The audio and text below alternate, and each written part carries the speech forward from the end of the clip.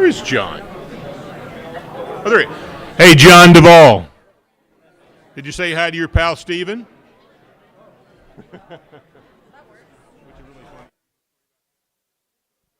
Ladies and gentlemen, there are car show tickets available at the back table.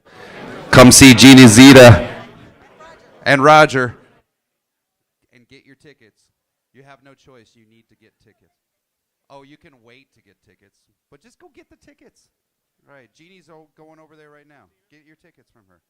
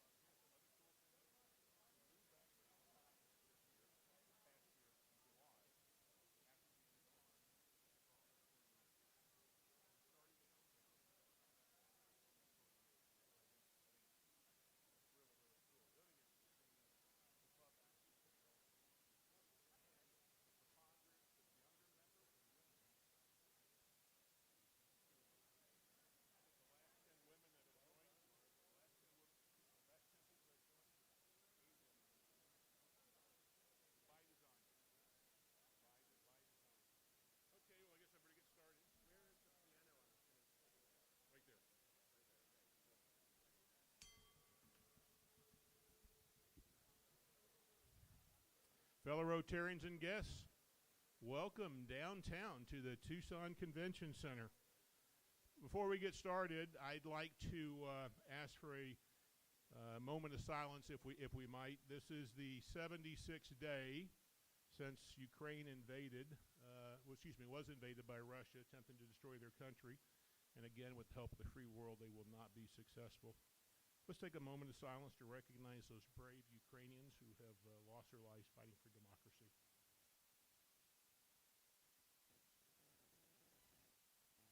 Thank you. Might I also ask for another moment of silence? Our member Nicole Abardo's mom passed away just recently. Nicole, we're sad for your loss.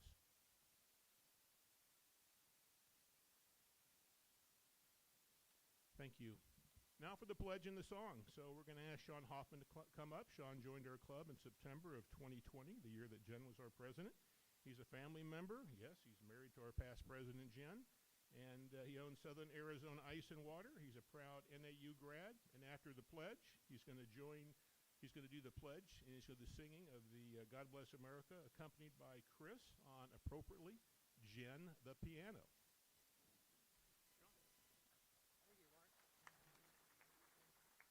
Ready? I pledge of allegiance to the flag of the United States of America and to the republic for which it stands, one nation, under God, indivisible, liberty and justice for all. Okay, God bless America. We could do this one.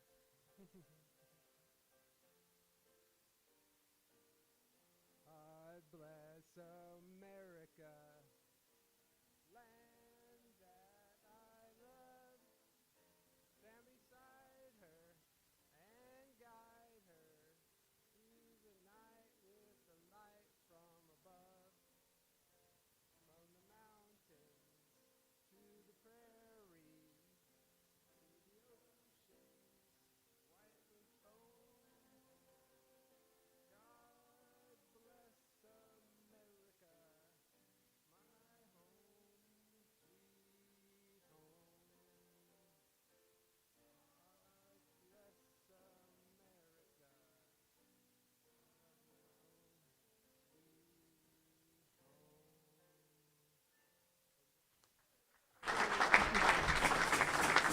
Sean and Chris, very nicely, well done.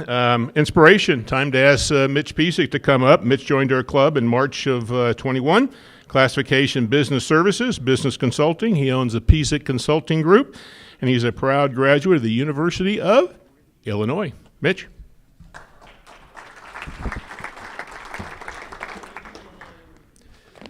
Are you impressed with yourselves? I'm impressed with yourselves. The people in this room have made a wonderful impact, both locally and globally. The people in this room have focused wonderfully, both in small ways and large. The people in this room have given wonderfully of their time, talent, and treasure. We've helped local high schoolers learn a trade so they can make a living. We've helped to eradicate polio so children around the world can have a life. We donate books so local children can learn the wonderful world of reading.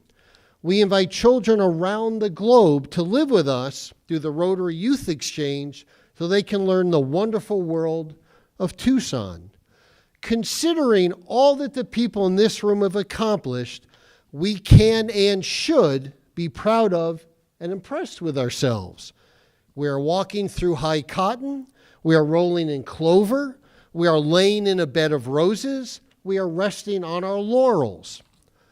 But is it enough? What is enough? When is it enough? Cotton and clover and roses and laurels are annual plants. They're not perennials. They need to be replanted every year. No matter how much effort we made last year, it's not enough. We need to keep planting and tending and making an effort to make a difference this year. It's not one and done. It's an annual effort. The people in this room are achieving such important accomplishments that it's never enough. But that's okay. We wouldn't have it any other way. We're friends. We're brothers and sisters in arms. We're the ones making a difference, both locally and globally.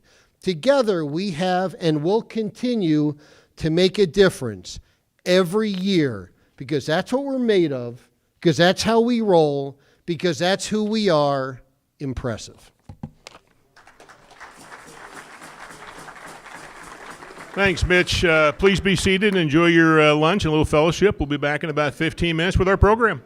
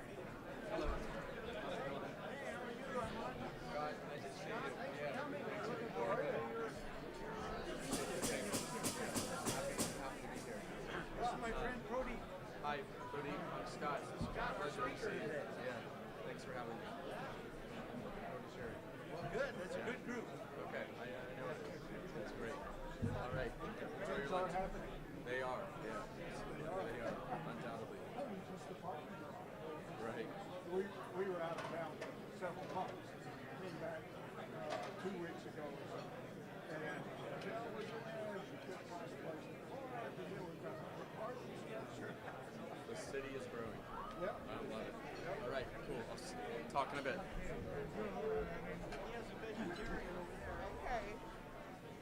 What you got, a Cobb salad? Okay.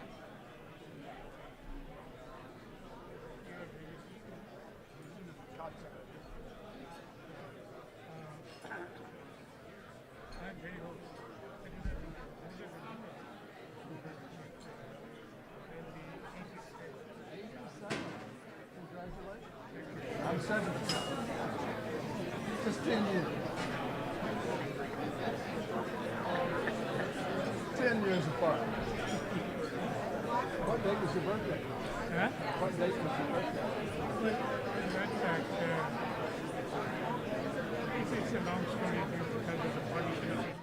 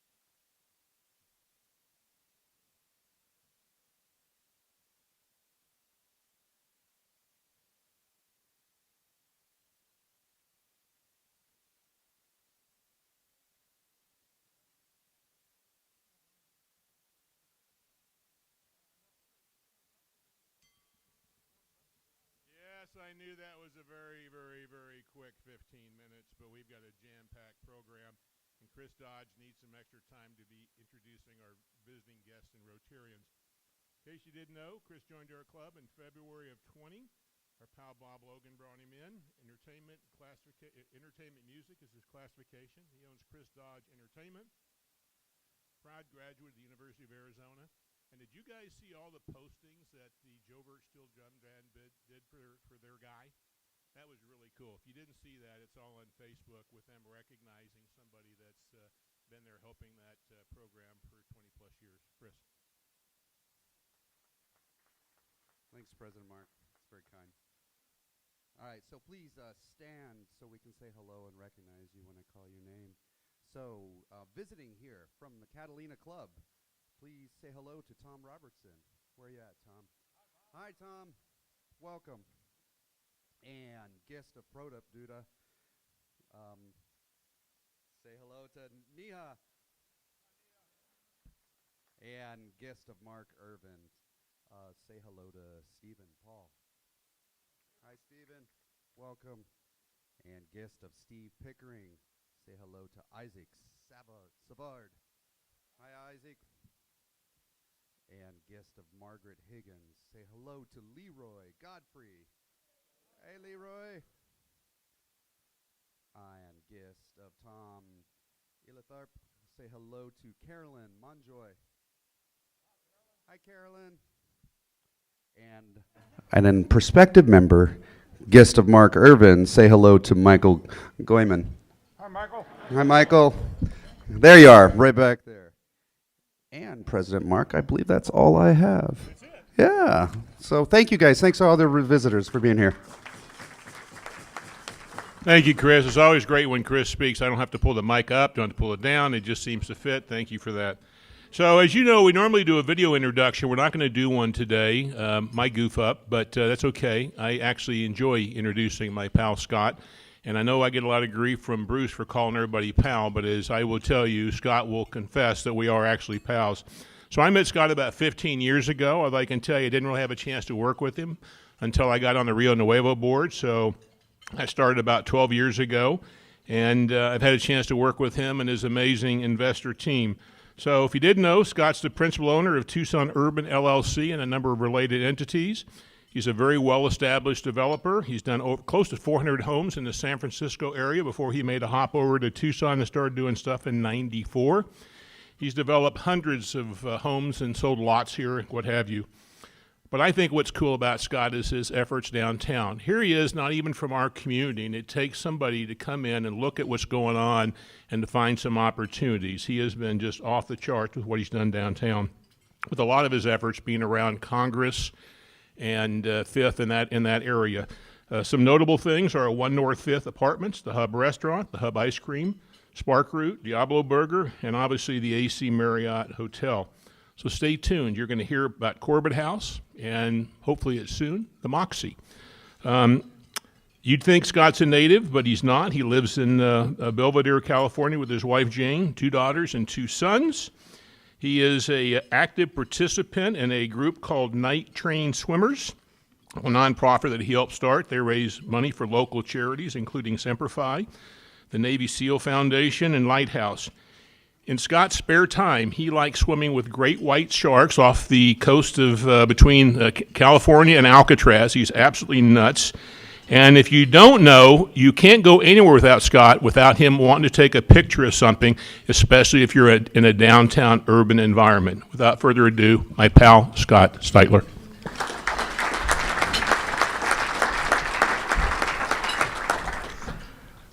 All right. Hi, everyone. Thank you very much, Mark. As my partners are painfully aware, Christina, Nick, Omar, and others, I love telling stories. And I have 29 slides today to work through in 20 minutes. Each of them, some of those pictures. I think I have 142,000 pictures on my phone currently. So I picked 29, and each one has a meaning to me. I'm going to start with personal side of my life and about loss, because there's been far too much, and I know everyone in this room knows loss well. Before today, I gave 5 eulogies. My dad died recently. Both of my brothers died at 59 and 61 recently. So in the last few months, 3 eulogies for my dad and 2 for my brothers. And we're going to talk about them a little bit before I get to the real estate projects. My grandfather, we're going to talk about gambling also a little bit and how I am interested in gambling. And we're going to talk about the Kentucky Derby a little bit. My grandfather came to Arizona in 1921. William, after World War I, because he survived, he received and by the way, no notes. I stopped using notes about a year ago, so bear with me. I'm just doing this as it pops in my mind with some of these slides as a reference point. I think they gave you a few $1,000s back then if you lived. He read a book about the lost Dutchman's mine, thought he could find it, so he spent all of his money and 15 months outside of Phoenix with a mule and a bunch of mining equipment, and he spent every cent. He did not find the lost Dutchman's mine, but he sure tried hard. Then he opened up a fruit stand at the railroad tracks in downtown Phoenix. I think it was a fruit cart, which became a fruit stand, etc. My dad, John, born in 1930, a Depression baby, died at 92. I was by his side. That hasn't happened to me before, to be holding someone's hand when you're by their side. He was overlooking a garden in his house and a really nice way to pass. Ended up going to ASU. Sorry about that. He had 2 jobs at ASU. One was passing out Lucky Strike cigarette cartons for free at the quad. And the other was, because no one else wanted the job, was offloading bananas at night off the trains. And they didn't want the job because there were tarantulas, so that paid 1.5 times what it would normally pay. I'll move on to the slides now because I know how quickly this will go. And some of these slides, because we'll run out of time, I'll go through quickly. It's just a picture that was meaningful to me. And they all played a certain part of why I'm here and why I love what I'm allowed to do in this community, especially downtown. So bear with me while I get the clicker. It's right in front of me. Okay, Balboa Cafe is in San Francisco.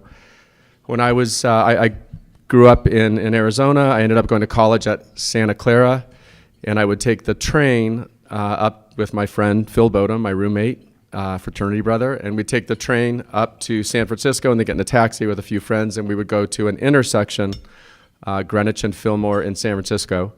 And while everyone was partying, I was partying also. I was paying attention to the buildings, the shapes, the textures. This was back in college.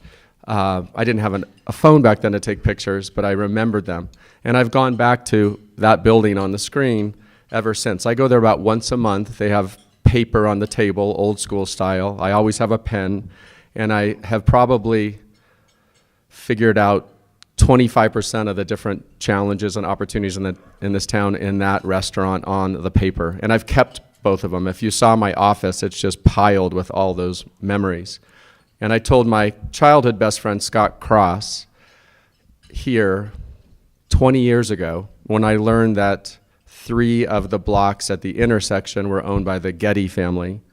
And then that was meaningful. For some reason it clicked. If there was never an opportunity in life to own 3 blocks and have the 4th block be something as cool as Hotel Congress, that could be special.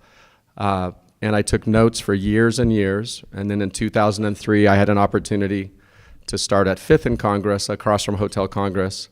And it all started in that restaurant. And my friend Scott is so good to me. He always reminds me, and he said, do you know back in 1998 when everyone was talking about sports, you had a pen out and you were talking about how you were going to develop 3 blocks one day. And I already knew it was going to be Tucson. I started investing here in 94 and I fell for this town. So that's where it started. Hub at night, when we started fixing up the 200 building. This is one of my favorite pictures. And I'm sorry the clarity, it's such a special picture in black and white with the expressions on people's faces. everyone thought we were crazy to open a restaurant. Never opened a restaurant, didn't know how to open a restaurant, etc. We would sit across the street at the 1 North 5th building trying to figure out recipes on an electric stove. And Shamrock would bring us corned beef and turkey, and we would and different types of bread. And we would point at this empty building and say, okay, we're going to open a restaurant there. It's going to become a place that's a hub, et cetera, et cetera. We're going to make homemade ice cream. And then you fast forward a bunch of years, and it opened, and is still open 12 years later. And this is when I stopped worrying I still worry about it all the time, but it's when I walked by it, took a deep breath, and said, it's pretty cool. And I'm very proud of the hub, because that was the catalyst that opened up a lot of other doors. And Mark, where do I pay attention to the 20-minute time? I'll kick you. Okay. Am I 5 minutes in? You're good. Okay. Love Block, the name of our company is Love Block. It sounds like a silly name. How did we get it? Keeping it simple, I really do love my partners. You're going to hear about some of them and how we met in a moment. We really love what we do. We have 4 blocks that we are developing, the 3 around Hotel Congress, and then at the end of this we'll talk about the Corbett block, which I was lucky enough to buy in 1999. Again, everyone thinking I'm crazy. It was from the Corbett family, Mr. Cooper, who was married to one of the Corbetts. We sat in O'Malley's. Mr. Cooper said, Scott, if you buy this and if we sell it to you at 3 times the price that the brokers in town were saying it was worth, you have to promise me that you're going to honor the building, honor our family, not tear it down, etc. So we are 23 years later honoring that promise at O'Malley's. And then this is just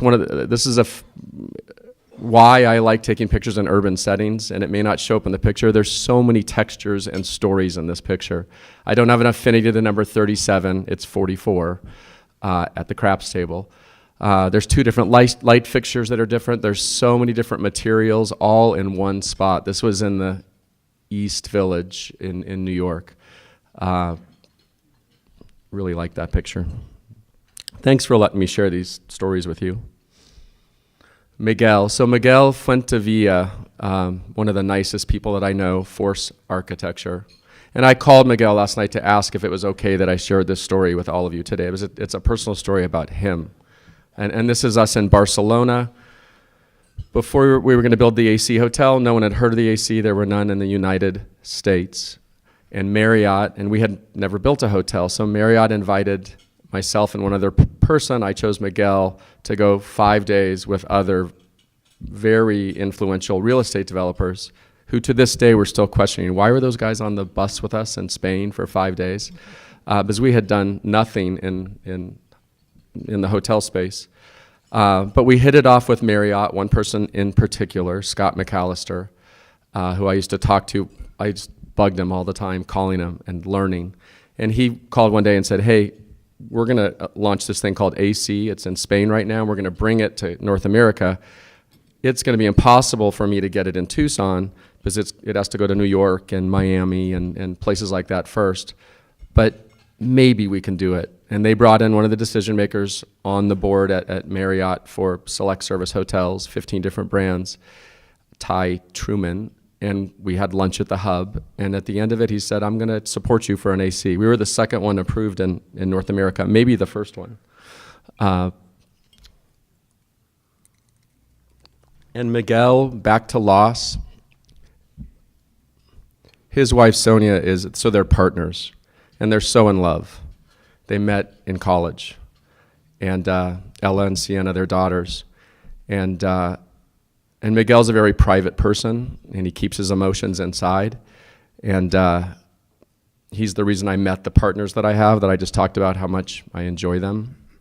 And I'm lucky that I met them. And Sonia's recovering from one of the worst types of cancer you could ever imagine. And I know, I'll say again, everyone in this room has a friend or has had cancer. I'm lucky that I haven't. But it's it's the most difficult story I've ever come across. And yet I heard recently that Sonia's the one that's the strong one in the family, saying we're going to get through this. And she can't say that.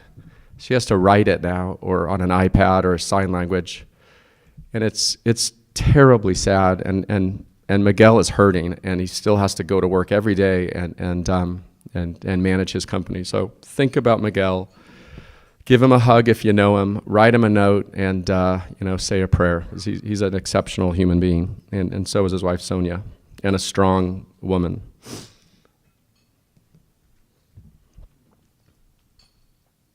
We'll go through this one quickly. I'm just a sucker for old and new. This is in Toronto, just driving my wife and kids crazy with me trying to get the right angle. But there's a lot of that in Tucson right now. That juxtaposition of respecting the old and bringing in the new is, what our challenge is, and it has to be done well. And these are the kind of pictures I look at and study to make sure that that we're honoring old and new. So to learn about 7 years ago, I probably have 9 more minutes. Is that okay, Mark? 9, okay. About 7 years ago, I was in bed with my wife. Our sons, Jack and Henry, we have 4 kids, Allison, Samantha, Jack, Henry. And I said, let's move to New York for a year. And we'll take the kids out of where we live in Marin County, and we'll put them in public school in New York. And whatever we can rent our house for, we'll spend that amount of money renting an apartment in New York, and just do it. Because if we don't do it now, and I wanted to learn. This was one of the restaurants this is hard to do because you got to manage all those plants. But it's the stuff that just inspires me. And in New York, again, driving my wife and kids' family, I went to, there were 53 WeWork locations in 4 boroughs. I went and spent a day to 3 days at 27 of them to learn all the different neighborhoods. I ate at about 460 different restaurants. 390 probably by myself just to learn, and taking the subway to all those different places. So what a awesome city to go walk and take pictures and just learn about all the different things you need to make a difference in another community. This was in Durham, North Carolina. And these are the buildings that really grabbed me also, because Durham just opened their first hotel, a 21C, when I was there. And a lot of the buildings are empty and are going to cost a ton of money to fix up. And if you do it halfway, it doesn't look great. Sorry, I'm looking left and not right. Hi, everyone. And this is, when I see a building like this, I'm excited. This is the one that you have to, roll up your sleeves and go in and figure out how to bring it back to life. Plug for Playground. Playground's been closed for 2 years, and we will reopen by the end of the year. As you all know, it's so hard to get new furniture and such. So that's coming from China and other places. And when it gets here, we're going to warm it up a lot and spend a lot of time on the food program. We are going to have a Del Bach tasting room. Stephen Paul, the founder, and his wife Elaine and daughter Amanda. Lucky to know that family. We've been friends and partners for a long time. When we tasted whiskey out of a plastic cup behind Hermano's, what was Hermano? But your old office and where you built furniture, we'll never forget it. I have pictures of it, many. So this will open by the end of the year, Playground. Durham again. Love of restaurants. So I went to Little Abner's on my last trip. I hadn't been there in a long time. And I had people in from Canada, a big development company, that they said, we only came to Tucson as a favor to you. And when they left, they said, wow, this town has it. They felt it. I'm getting chills from that. They've built 18 towns or villages across North America over the last 40 years. And they're just smart. But they loved Little Abner's. That was like the highlight, going out to Little Abner's. And it's just those kind of places that I have nothing to do with Little Abner's, but we had so much fun there, and that is a part of Tucson that's so special. quickly. There are some, I don't know who the owners of this, but this was $1 drinks downtown. And I don't want to be too preachy. It is important to do things the right way. And the Tucson is so deserving of raising the bar and having high quality, lasting, special projects that people will fly from all over the place to check out. We have it in our DNA here. I mean, the list is long of all the attributes of this cool town. This is where I live. I don't live in the Tenderloin, but the Tenderloin is where I walk and learn a lot in downtown San Francisco. That's our most challenged neighborhood in San Francisco for 60 years. And we just haven't, and I don't have, all of my businesses in Tucson. I haven't had a project in San Francisco since 1994. Total focus on this town. But I go learn in other towns, which is obvious.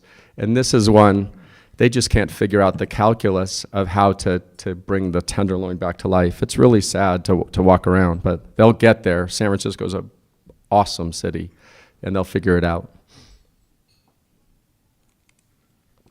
I wish I had more time to talk about this picture. I've learned a lot on this block. It has that aerial bridge halfway down.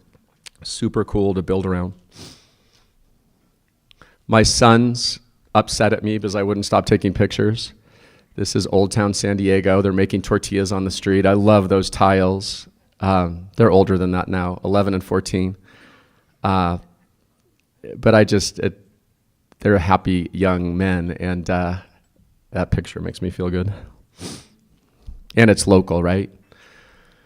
Train tracks will be all here all day long if I tell stories about train tracks. I mean, the draw is we're next to the tracks in downtown. I like the train depot in downtown Tucson a lot. I think the city did a great job. And that's part of the allure to me of building on both sides of the tracks. It's not easy, so you have to connect everything. A train going somewhere fun, that same picture. So train tracks, not just tracks, trains on them.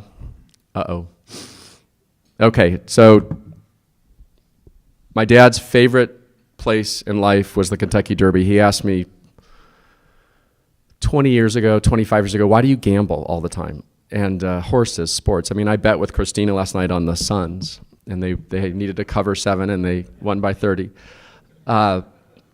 And I said, Dad, you took me to the track before I could drive. I mean, I was betting trifectas through you when I was 14. You won a house. He really won a house. His salary in 1961 was about $9,000. And it was a $14,000 pot on high-low against the car dealers, and he won. And he came home to my mom and said, honey, it was my older brothers. I wasn't alive. In 30 days we're moving. And then for Christmas, he did not want a sweater. He wanted tickets to the Derby. So my brother and I got tickets from my dad a long time ago. And the three of us went to 12 Derbies in a row. And all of our special memories are at the Derby. Every corner, every drink, every bet, mostly the ones we lost, which were almost all. And I haven't been there in 15 years, so I was there last week, and I had his ashes in my pocket, about a cigar-size packet.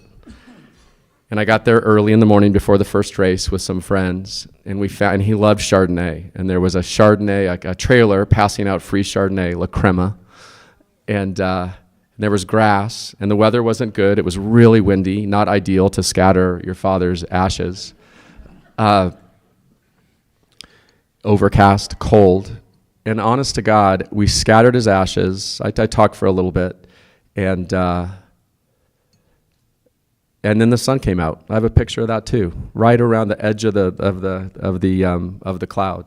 And then we all poured Chardonnay on his ashes, and said goodbye in the place. He told me right before he couldn't talk anymore. He said Churchill Downs, he mumbled it. That happened. So, to make the story even better, we had Rich Strike. My brother-in-law and I, Matthew, I mean, this is the biggest long shot in over 100 years.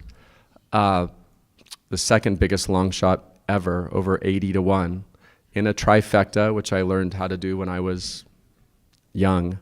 And we didn't even know it. We were so mesmerized by the Derby and all the fun, and then we looked at each other, and I looked at him, I have a picture, and I'm like, do you have it? And he just, has a drink in one hand, and he puts his thumb up, and we have the trifecta, not just Rich Strike. This was flying home, the cover of the Louisville Courier, Lucky Shot Strikes, I think, something like that. So divine, that day, you couldn't bury a family member or a friend any better than what happened that day. This is me. So I always, traditionally, those 12 derbies, I usually leave by myself and I walk through all the neighborhoods. It's in a tough, Churchill Downs in a really tough part of town because I want to go learn and eat barbecue and so on. And I do that every time. I did it this time also. I was having a good time at that moment. We had just won the Derby. A bunch of people I just met on the streets, and it was priceless. That's the picture of Matthew, my brother-in-law. So for me to win, the story's okay. Because we scattered my dad's ashes, the story is fantastic. But to share it with my brother-in-law, and I didn't even know he had it also, is, like I said, better with friends. Okay, my wife, Jane, son, Jack, Sacramento, Old Town. She's awesome. She puts up with me. She gets me, and she's a special lady, as is her family. You just met her brother-in-law. And this also, of course, there has to be an angle to why I'm taking the picture. It's because it's all wood sidewalks, and I love the warmth of that texture, right? Instead of just concrete. We can't do wood sidewalks here, but always thinking about where can you bring warmth into a building, into a wall, into plant material, etc. On to the project, and then I'll be done. 3 minutes or less. I'm sorry if I'm over. Pickleball R&D project a few weeks ago in Dallas with Christina and Nick and Omar and Rudy Dabdu, who's not feeling well, or he'd be here, and Miguel, who we just talked about. We were at Chicken and Pickle. And Corbett, we keep adding to it. Pickleball will be there, downtown, indoor and outdoor pickleball, and a beer garden, and an old school burger joint. We don't have time to talk about why AC almost didn't happen. That's 6th and 7th next to the Corbett building, the old culvert, 120 some years old, and the new culvert, trying to connect all of those. And one of the old culverts runs and it's abandoned under the Corbett building, and we might have a chance. I don't think it's possible. We're going to try to do a little speakeasy in the old 10 by 20 culvert under the building. And there's an example where we went to the city, and normally any city in America anywhere is going to say that's not going to happen. Fire, security. And we were in the room, it was a little silent, and they're like, let's try and make that happen. That's a good idea. And that's cool. We'll try. That's how some of our days start, right? Another picture, Miami. Mark. That's you. That's Mark at the Corbett building maybe 2 trips ago.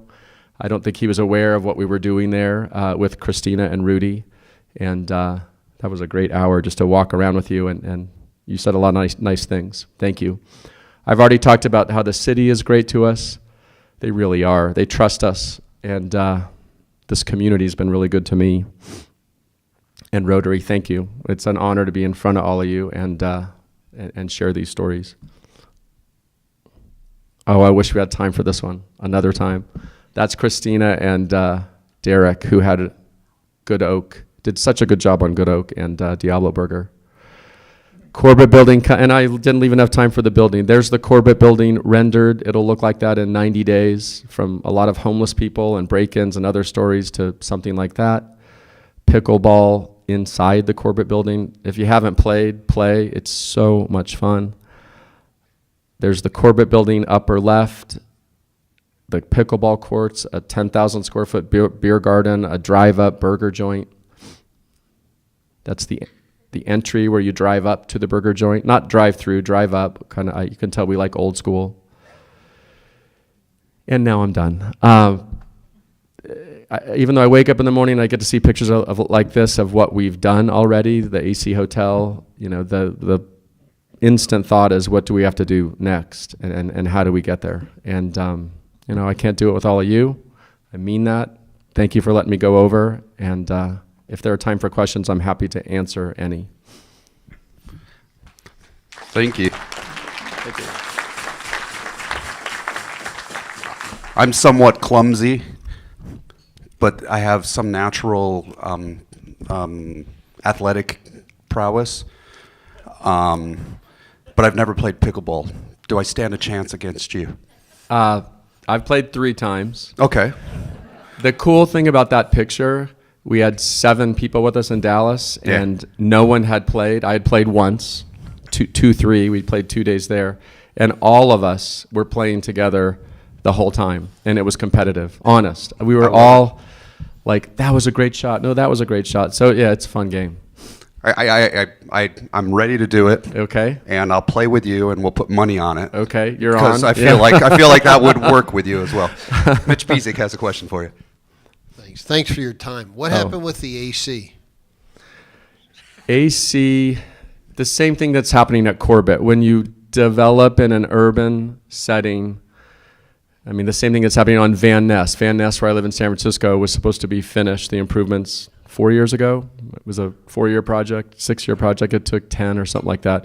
You just find stuff underground that's not on a map. On this particular project, I was driving to close on the loan, which was bank number 12, and someone called. Everything's set up for us to start. We're mobilizing with Lloyd. They did such a good job. And I got a phone call, "Hey, doink." We ran into a tank. They tested it, and I'm like, uh-oh. We called ADEQ. We did the right thing. I called the bank and said, "I have some bad news." And they said, "Stop everything. Don't sign anything." I go, "I called you first." That's, transparency. And the ADEQ said the only way this is going to take 18 months or less is if you, on your nickel, let us go down to the aquifer, turn your entire site into Swiss cheese. And if we don't find anything, then you can build. And that's your only way out. And I said, let's just do it. And that was $155,000. It took another 8 weeks. We almost lost our loan. I was in Nashville, Tennessee, just like, it's not going to happen. They're going to find something. And I was with Christina and Rudy on another exploration. I don't just do exploration trips. It sounds like it. And we got a phone call from ADEQ, and she said, "You're good to go. Good luck on your project." So I don't even know how it happened. It was not meant to be. Yeah. Lucky. Okay. Thank you.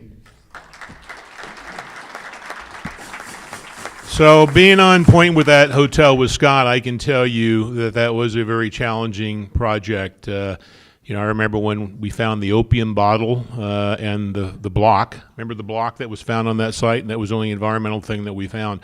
By the way, guys, first hotel developed in downtown Tucson in almost 50 years. So to say that wasn't an insurmountable task would be an understatement, Scott. Congratulations for that. Check this out, a book called Build This City that's going to make its way into our Make Way for Books library. Scott signed it. He's personalized it. That'll be fun. Scott, thank you for that. So we got some birthdays. Let's just kind of hop into these. So we got Joe Pennington up first, and Joe was born on March 1st. He joined our club in April of '85. His classification is finance, financial planning, personal financial advisor. Joe is a proud University of Memphis and Georgia State University grad. So what don't you know about Joe? How about this? Did you know that in 1966 he was the light heavyweight Golden Glove Novice Division boxing champion from Memphis? How about that because of his martial arts background and boxing prowess that the governor named him to a 3-year term as the Boxing and Mixed Martial Arts Commission? So Joe joined our club for the fellowship and community service opportunities it provides. He stays for those exact same reasons, fellowship and service. And what's he going to do to make it better? He's going to become more engaged in our work projects. And imagine this, International Ski Foundation for Rotarians. Joe. Thank you, President Mark. You'll have to raise the microphone a little bit whenever I finish here. It's been a great time being in Rotary since 1985. I actually joined Rotary in Holbrook, Arizona, and then Taos, New Mexico, when I was executive director of the hospital there. And since 1985, this club has done some phenomenal things. I do want to correct President Mark on one statement, and that is that Governor Ducey just recently chose to reappoint me for my 7th term instead of my 1st term as commissioner on the Boxing and Mixed Martial Arts Commission. That has been fun. We were just up at the UFC 274 event Saturday and are looking forward to going to a boxing event in Phoenix on the 21st of this month. So it's fun, and I get to sit right in the splatter zone, so I have to appreciate the sport. Thank you very much, President Mark. Oh, one other thing, I am making a birthday contribution to the International Ski Fellowship of Rotarians, Davis Boyd Memorial Foundation. The money is used to support adaptive skiing. So for people that are blind, have one leg, 2 legs, or no legs, they ski better than I do. So that's what the money will go for. Thank you. Joe, thanks. Next up, we've got Bodhi Dutta. He was born on May 11th, joined our club in February of 17, classification education, retired professor. He's a proud graduate of Indiana State University. So here's what you didn't know. You know that he wants to see the world have 0 poverty? Did you know that he joined our club to make the world a better place with his Rotarian friends? Did you know that he stays because he's inspired by so many good Samaritans like the rest of you? And he plans to make our club even better by raising money to help people through poverty in a charity that he established about 15 years ago. You know, Roger Harwell reached out to me, and he said he had something he wanted to say. I'm always nervous about handing over a microphone to a past president. So, Roger, we'll see how this goes. Thank you, President Mark. Yeah, I couldn't pass up the opportunity to ask Bodhi if I could hijack his time at the podium, because I've come to know him as such an amazing human being, and I knew he wouldn't brag upon himself like I want to. And I've come to know him as to be an amazing human, and I'd like for you to have a sense for that yourselves. Not because he earned a master's degree in geophysics in India, not because he achieved his PhD in geochemistry at the University of Indiana, not because he taught geology at Indiana State University for 29 years, but because his mother instilled in him at a young age that to serve humanity is to serve God. So the Rotary culture is deeply ingrained in this man, Bodhi Dutta. So in 2006, knowing that there were countless people trapped in unimaginable poverty in rural India, he realized that they only needed a simple hand up, and that they could provide for themselves and begin moving up the ladder of prosperity if he would only offer them a small startup business loan. Long story short, with $125,000 of his own money, he started his own micro-lending program that continues today, and the results have been astounding. Over 7,000 families have lifted themselves out of poverty trap and are climbing the ladder of self-sufficiency, and indeed have enlivened their own lives in so many ways unimagined in the beginning. And 98% of the loans have been repaid with a modest interest, so the program continues to perpetuate itself. And he is currently working on completing his second $125,000 contribution to that program. Do we have the clicker? Oh, there it is. We have a couple slides, quick slides. Oh, there he is. There's the program. He saw the folks trapped at the bottom of the prosperity ladder. Here's an example of a woman who took a couple $100 and starting a fishing enterprises prize. Here's a young woman who bought a bicycle so she could peddle her cloth around the community. Here's a woman who started a dairy by buying a cow with his loan. And here's a woman who bought a water pump so that she could irrigate the land and otherwise uninhabitable and unproductive land. That is just the tip of the iceberg, folks, of what you would like to know about the amazing due to an amazing Rotarian. Happy birthday, Prodeep.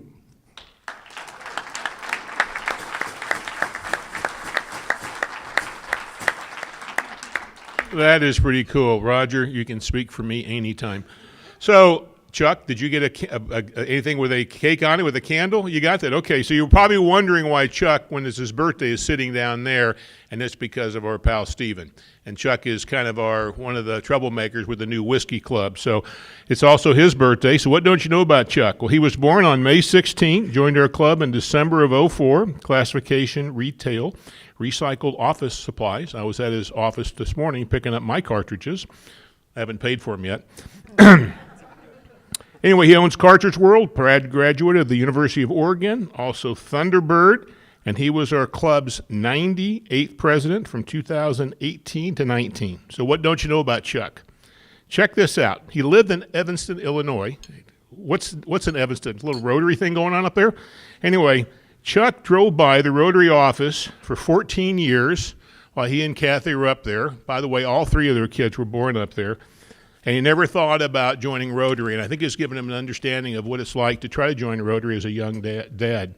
Anyway, he joined our club when he returned to Tucson in '04. He'd gone to high school here, but he left, was gone for 25 years, and he joined because he thought Rotary would help him reconnect. He stays in Rotary because of the work it does. It's also allowed him to be more engaged and able to give back to our community. And what's he going to do to make it better? Whiskey.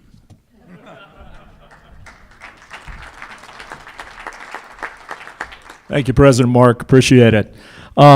So first I want to start by thanking my sponsors, so Kathy Kitagawa and Hank Peck was my mentor, and always great to get off to a good start here in the club. And something else that they might not know about Kathy and I is that two of our three kids are getting married this year.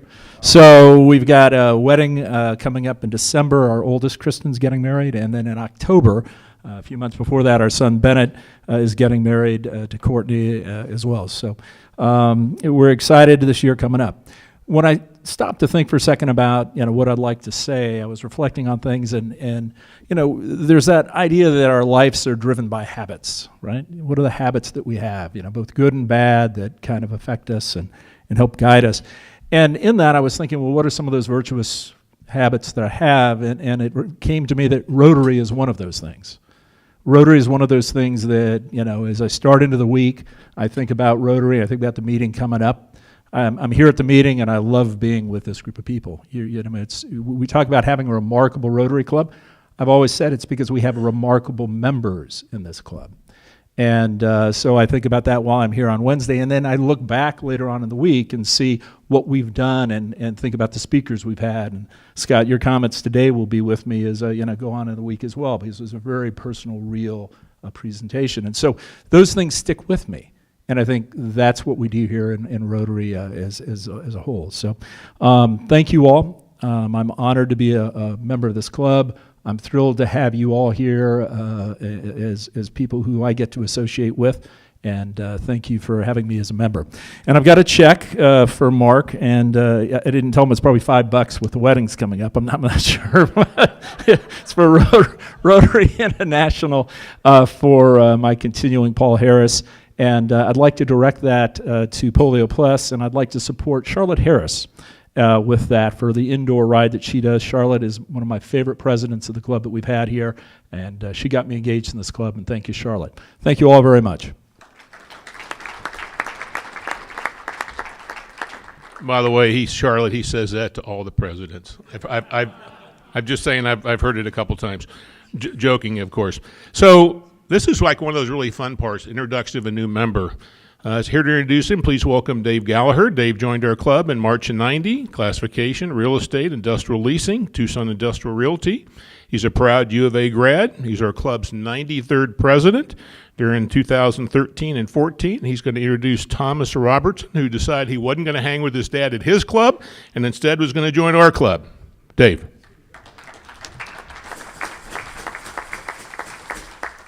Thanks, President Mark, and I appreciate those comments. It's a real treat today to introduce a new member, and it's been a struggle for me to get the difference between Thomas and Tom, but I think I got it down now, so we're past that one. Thomas is a perfect example of the power of the Rotary family, as he has a long history of Rotary activities before today, much longer than before today. Normal for a Rotary family, Thomas's family hosted 6 Rotary Youth Exchange students, and as such, Thomas got the bug to be one. He went to Ecuador in 2004, 2005, which was the year he graduated from high school, so he's bringing our age deal down a little bit. Thomas was also a recipient of the Rotary Youth Leadership Award in 2003, so I think that's pretty cool. Thomas's dad, Tom, here to my left, your right, has been a Rotarian for 30 years and is a past president of the Catalina Rotary Club. Rotary and dedication to service above self run thick in the Robertson family. Thomas is currently in the financial service industry and has served the past 7 years with a career of 6 years working for Wells Fargo, Treasury Services, and recently became a financial advisor at a company his father has been with for quite some years called Presidio Group Wealth Management in Tucson. They serve clients in 48 states, and that's going to cost you $50 towards your first Paul Harris. Tom, second Paul Harris. Thank you for correcting, Dad. Thomas graduated from Sabino High School, not South Point, so I think that's also kind of a nice plus here. He's also a graduate of the University of Arizona in 2009. Thomas has many hobbies that revolve around outdoors, and Thomas enjoys catching much larger fish than his father, and also shooting more birds, etc., so he says. He has many outdoor activities, motorcycles, cooking, travel, snowboarding, and a few things that you may not know about him. 3rd generation Eagle Scout, and born in Aberdeen, Scotland. I wonder how that happened. Please give a very rowdy Rotary welcome to our newest member, Thomas Robertson. Thank you.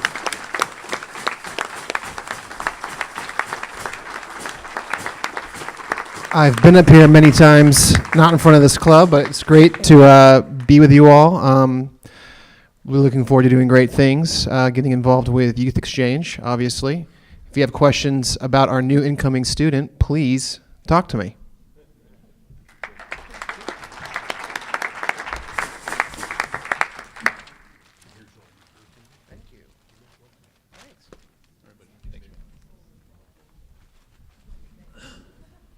Love that new member introduction. We're not done. Guess what? Orville McPherson Award. We're going to ask Margaret Higgins to come up. Margaret joined our club in September of '05, classification, community and social services, substance abuse treatment. She's recently retired as CEO from the Haven. Margaret is a proud University of Arizona graduate. She will also be she's our president-elect. She's going to step in after Bruce, so she'll be our 103rd president during 2023. Margaret.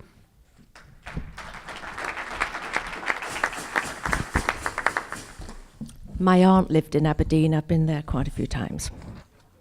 All right. Can I ask everybody that has been an Orville McPherson awardee recipient to stand up? There must be a few of you here. Okay, what a wonderful, wonderful, august group. All praise. Now, I'm not here to name or to give the award. I'm here to say how important this award is to us in this Rotary. It's the best, it's the top, it's the highest honor that we can give a Rotarian each year. And I'm going to ask Jim Lubinsky to come up and actually make the award. But thanks to the award committee, you did a brilliant job in selecting this particular person, and also thank you for all the nominations that you'd made this year. That's great. Jim?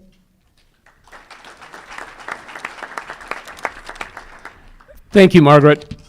It's my distinct honor to introduce our 2022 Orville McPherson Award winner. First, a few facts about our honoree. Today's recipient is not a Cell Point grad, but they did go to high school in Tucson. Our honoree is not a Tucson native, but has been here for a very long time, having relocated here from the Midwest from one of the I states. Our honoree has known their spouse since first grade. Our honoree is a U of A alum and has held as many as 3 simultaneous jobs while they were in college, which severely cut down on their social life. Our honoree has had and continues to have a successful career in the medical services and senior care industries. Our honoree has 4 children and 9 grandchildren. Our honoree likes to hike and ride bikes, is not a fly fishing fan, but is probably happiest reading a good book on the beach surrounded by their grandchildren. And finally, our honoree has an exemplary record of service with our club and has held the offices of club president, car show chair, and most recently, president of our foundation. She has a difficult time saying no when asked to serve in any capacity. So I'm certain any of you who have been in the club for a while probably already know who this is. So without further ado, please welcome our 2022 Orville McPherson awardee, Joni Condit.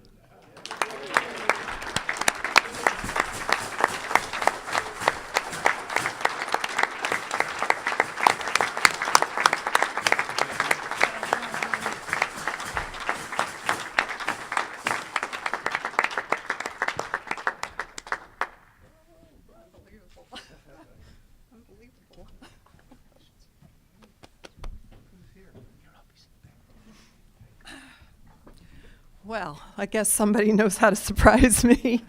You know, it's pretty amazing to be in this club for almost 31 years, and I consider many of you among my best and closest friends. And like today with our speaker, you know, we all, I think, get inspired by being together. And it's true that the things that we would want to do on our own are insignificant to what we can do together. And so all I've been able to do over the years is to do things with all of you to make our world a better place. So I'm beyond honored. So thank you very much.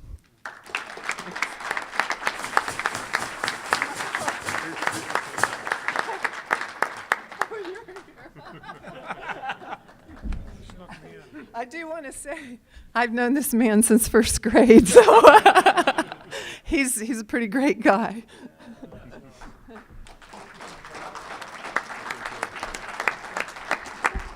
How fun is that? You know, I still am just amazed that Joni wins the raffle and then takes $3,000, throws some additional bucks with it, and buys, you know, 3 Paul Harris Fellows. Talk about Rotary. So speaking of that, Chris, I understand our raffle is over $300. Yeah, it's not the 3,000 that Jenny. But it's getting there, right? It's getting there. We're like over $300. Yeah. So I'm gonna let you do the honors, Scott, and pick the winning number. And Christina, there's the King of Clubs, so you guys can see. I'm gonna put it in the deck, and then you're gonna pick a card. Okay.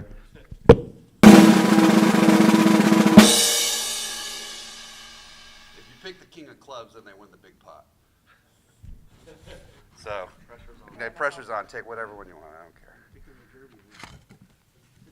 care. Okay. So the winner today is not getting $300+ because it's the 9 of spades, which is good. That's fine. And I'll take the winning number.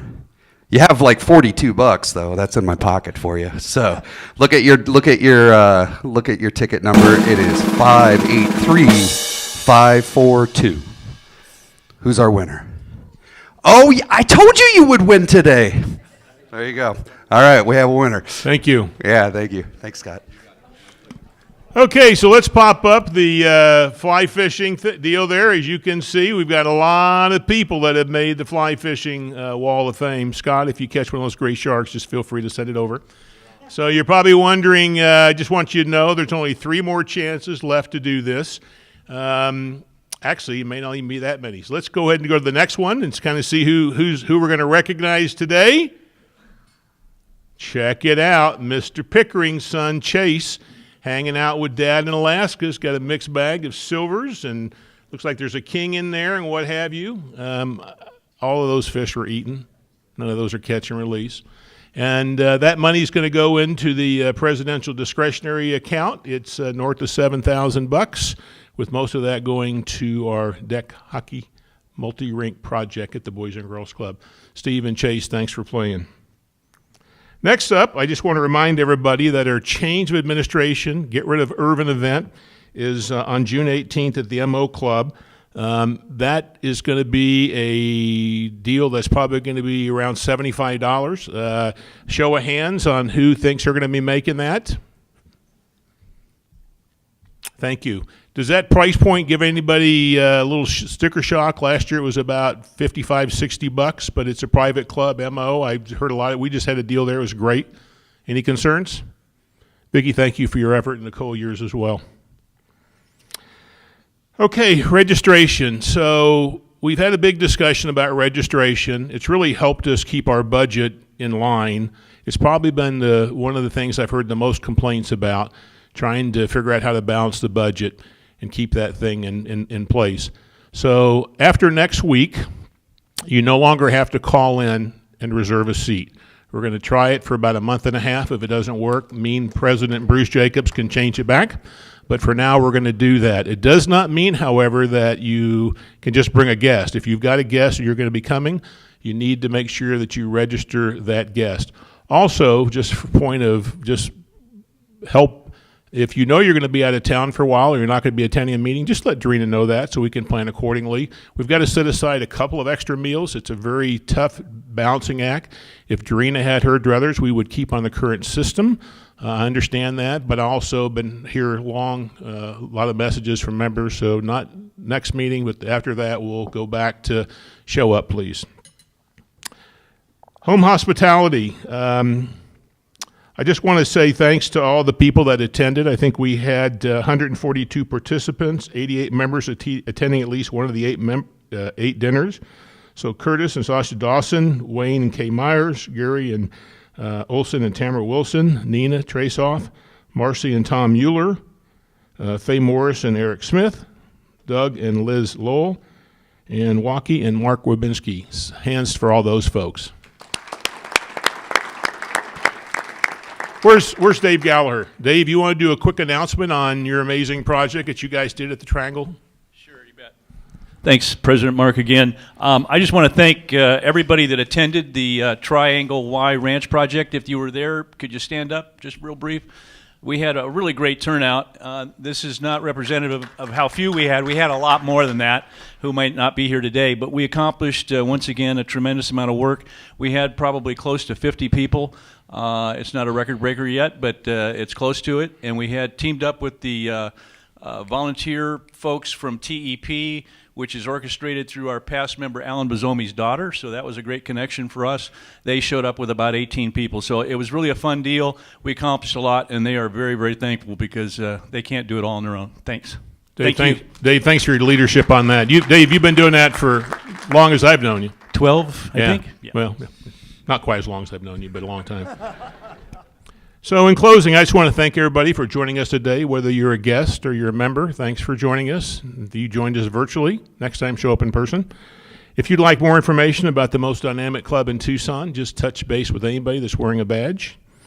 If you're interested in our scholarships, there's cups on the table. You can make a donation. For those of you that are sustaining members, thank you. Don't forget to turn in your badge and put it in the right spot. If you haven't gotten your Rotary pin, you got to ask yourself why and go see Dorena. She'll take care of you. Leah, thanks for joining us as one of our honor members today. Appreciate you.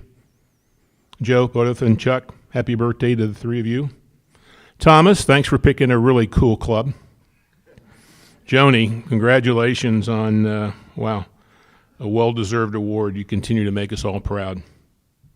Next week, we're going to have another great program. We've got Dr. Andrew Tang. He's accompanied by Chad Whelan, who's the CEO at Banner.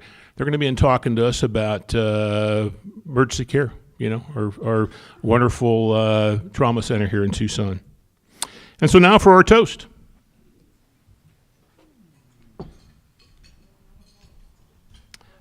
Dave Langer with Interfaith Center of New York once said, "Don't be the guy that shows up at the potluck dinner with only a fork."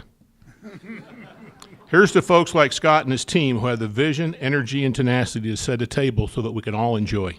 Cheer, cheer. We're adjourned.